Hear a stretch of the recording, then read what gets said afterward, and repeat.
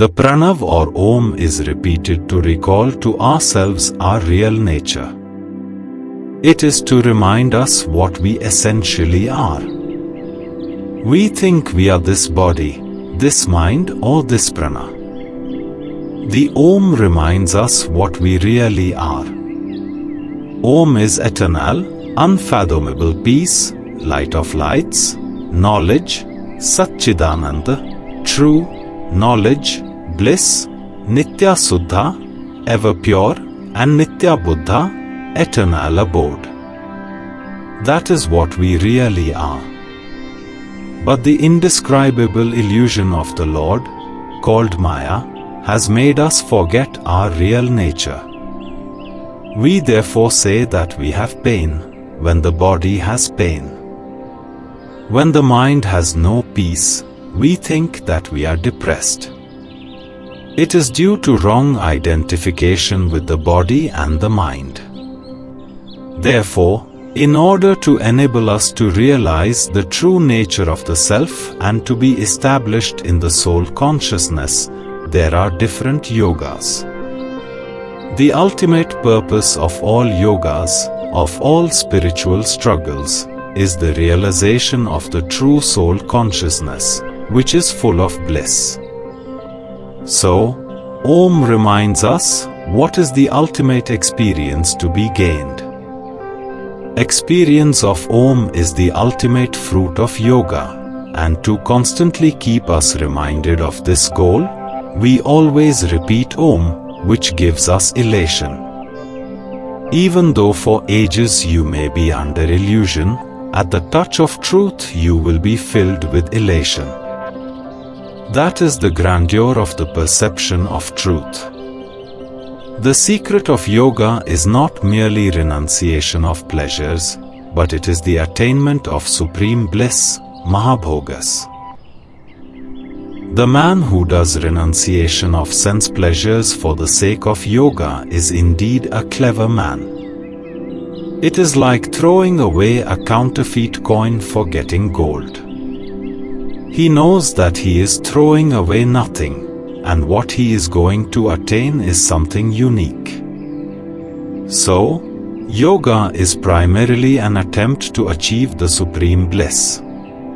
It is very emphatically given in the life of Buddha. The whole of his philosophy is nirvana. He found all people suffering.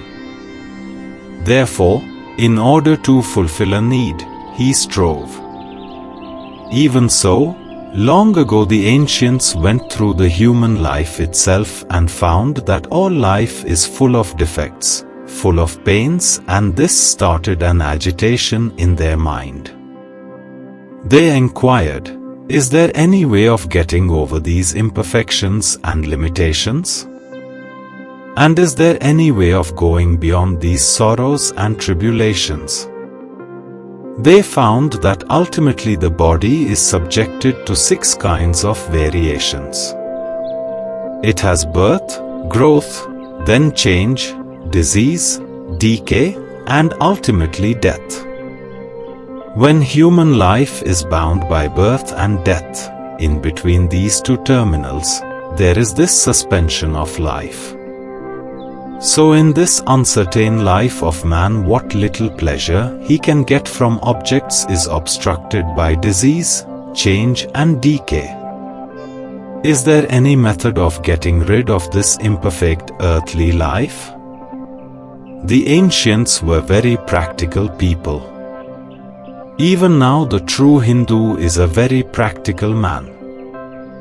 Though he is charged as an impractical unrealist, it is an interesting fact that he is very practical. When he thinks that a thing is worth striving for, he is prepared to sacrifice his very life for it. The Hindu found that the external life is not worthwhile, and so he was prepared to give it up. People thought that he was a dreamer. Is there a method of getting rid of the imperfections of the world? The practical mind of the Hindu at once began to make researches. By persistent effort, He ultimately plunged into the very depth of human thought and experience and came face to face with truth beyond sensual experience. Beyond all sorrow and limitations, beyond all bounds, and getting that he dived into an ecstatic experience of supreme bliss. Viewed in this way, the other questions become automatically answered. Why should we study yoga at all?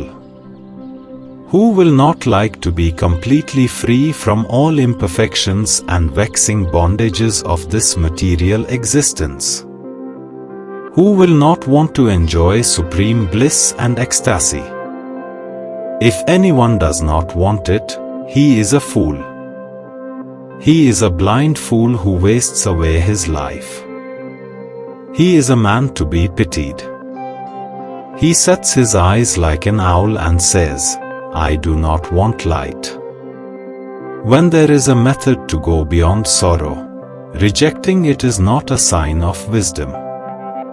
Oh, what a surprise! In this mortal world, rejecting nectar, people consume poison. That is what a wise man will feel if rejecting yoga one takes to bhoga, pleasures. So, this is the importance of yoga.